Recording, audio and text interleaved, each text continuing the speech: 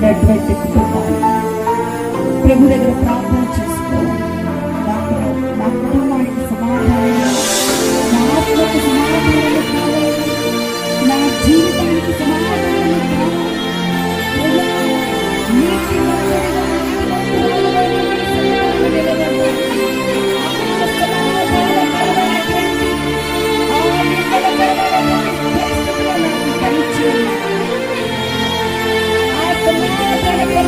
దేవుని ఇంట్లోనికి ఆహ్వానించి ఆయన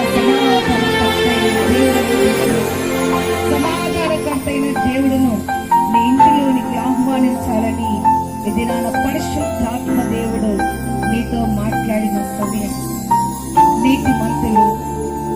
నేటి మంతులు దేశమును స్వతంత్రించుకున్నారు. యోసేపు ఐగుప్తును స్వతంత్రించుకున్నట్లుగా దానియేలు బబులోను